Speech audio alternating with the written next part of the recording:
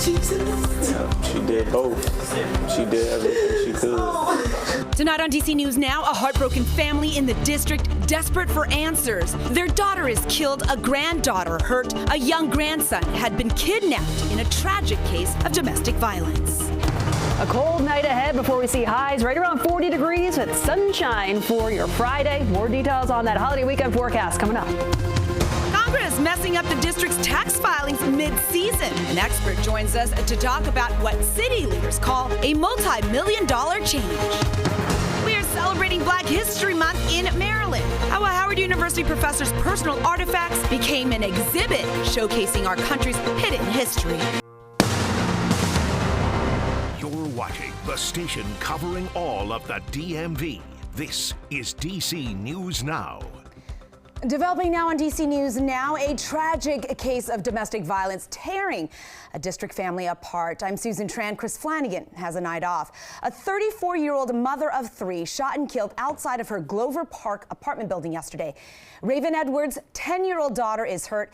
Investigators say the gunman was the father of Raven's 3-year-old son. They say Stefan Jeter took off with the little boy, dropped him off at a relative's home, then shot and killed himself. DC News Now's Dave Lavelle got a chance to speak with Raven's devastated mother, and he's joining us now live from where that violence all started. And Dave, this is just such an unimaginable family tragedy. Really, Susan, there are no words. I've interviewed countless families after a tragedy, but something about this one hit hardest. Everybody, I pretty much still just in disbelief. There's no hiding the pain for Lucy Edwards, mourning the loss of her daughter, Raven. Raven just was a beautiful child, period. She loved everyone. Edwards lost more than a daughter in Wednesday's shooting along H Street Northwest. My daughter was everything, especially to me. Raven was like my best friend, somebody I could always depend on.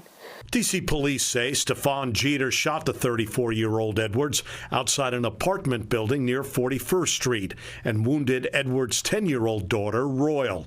He did not hurt Edwards' youngest child, John, but Jeter took the child he fathered with Edwards, their 3-year-old son, Million Jeter.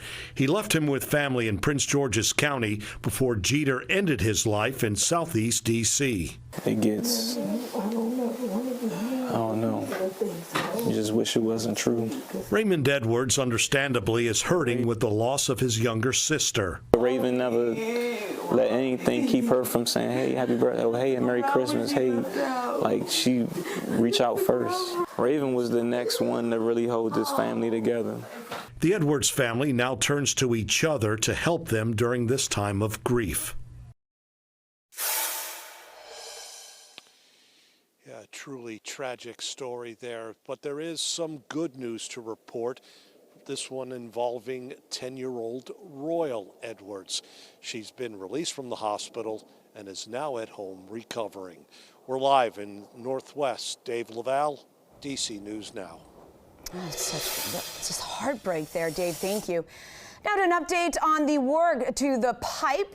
In order to stop millions of gallons of sewage from flooding the Potomac, DC Water now reports there has not been a leak in the last 24 hours. They're also expecting the first of several water pumps to arrive Friday to help crews divert all of that wastewater away from the damaged section of the large pipe and make the repairs.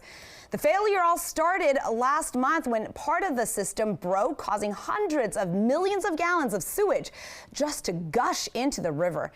And it has been so severe, there are reports of contamination of E. coli that is dangerously high. People and pets have been warned to stay away from the Potomac. All right, we have our chief meteorologist, Jackie Laird, joining us on this Baby Friday, and we have a lot of romantic plans for folks this weekend. Yeah, and Valentine's Day on Saturday is looking like it's cooperating in terms of warmer temperatures. So I'm sure a lot of people are excited about that. Those highs are expected to climb back in those lower 50s. But out there tonight, it's going to be a colder one. So make sure you are bundled up if you do have any plans overnight or into tomorrow morning. Let's talk temperatures, though, out there right now. Just below the freezing mark already in D.C. Right around 30 up towards the north towards Frederick. Wind chills right now, though, making it feel nearly 10 degrees colder than the actual air temperature. Already feel like we're at 21 degrees in D.C., lower 20s in Manassas, even 21 up towards Hagerstown, upper 20s farther south. But overnight tonight, we are back into those 20s across the map, lower 20s in the north, middle 20s for D.C. So it's going to be a colder start out there tomorrow morning, but we'll have less wind out there for your Friday, and we'll likely see high temperatures back into those upper 30s to right about 40 degrees. At least we have plenty of sunshine, but like I mentioned, less wind out there for the day tomorrow as we round out the work week. We are tracking warmer temperatures just in time for your Valentine's Day on Saturday, and Saturday looking dry. It's Sunday that's turning a bit more unsettled. Sunday tracking more cloud cover, slightly cooler temperatures, and then the potential for some more wet weather on the way. I'll go over the details and timing of those showers coming up in just a few minutes. We head over to the district. A man's body is found inside of an apartment fire, leaving police to investigate this disturbing homicide. Investigators say that firefighters found him unconscious and he had been beaten. The police report also showing that he may have been tied up in the Zenith condos there in Southeast, where they discovered a small fire.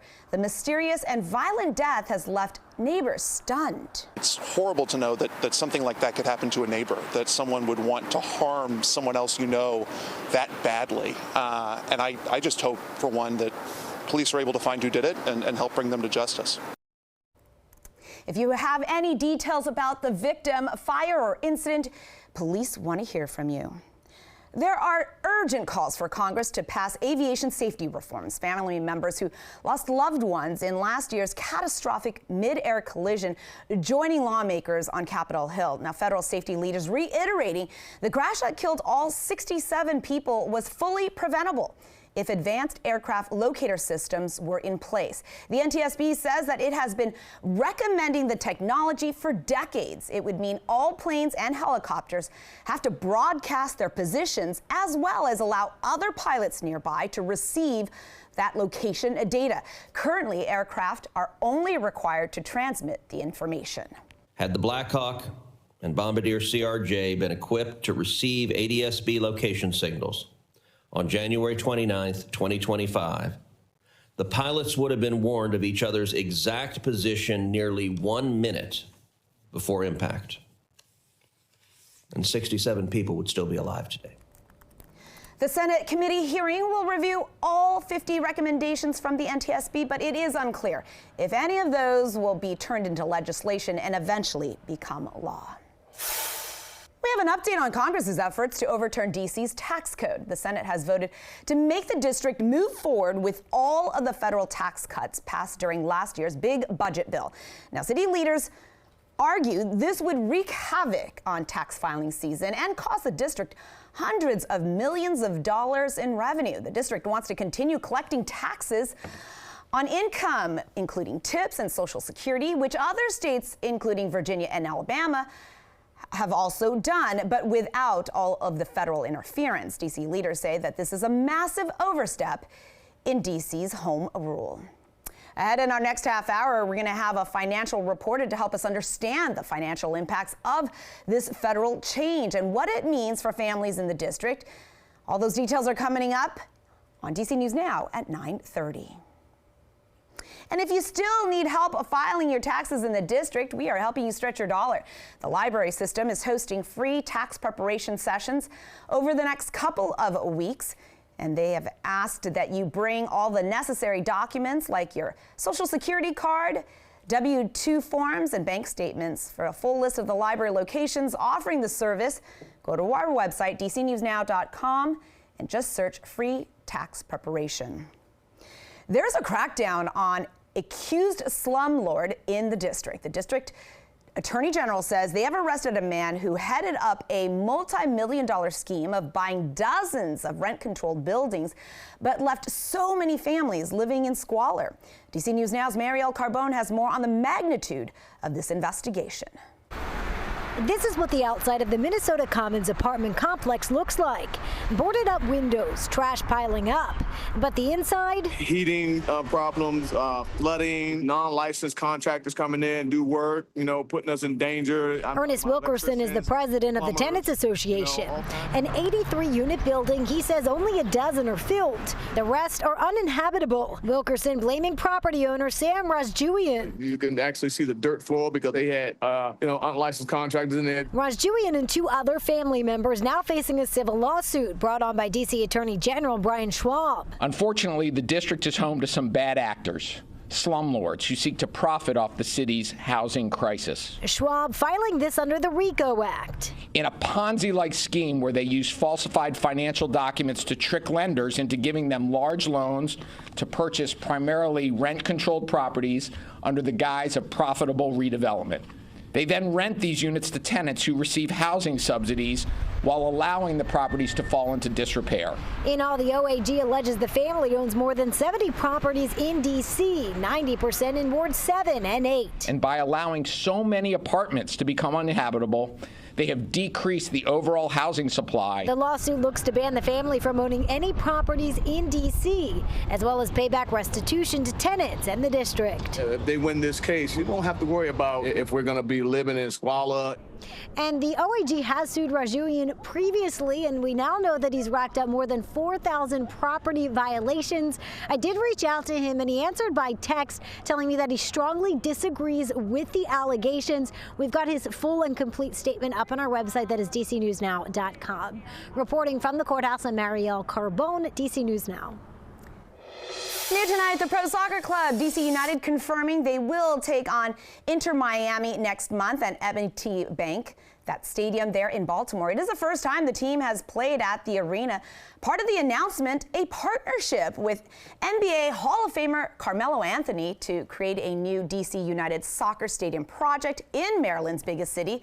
The team's co-owner says that the planned venue would host DC United's MLS next pro club, a women's team in the USL, and the second DC United Youth Academy. We started this several years ago, talking about how we can bring women's soccer, professional soccer, men's professional soccer, our development, an academy, a community center, all to Baltimore. Looking at sites, evaluating them, figuring out what's the right location to do this, and making that kind of investment together. The match between DC United and Inter Miami will be Saturday, March 7th. Coming up on DC News Now, restaurant owners calling the Trump administration's immigration policy a huge burden, hurting their businesses.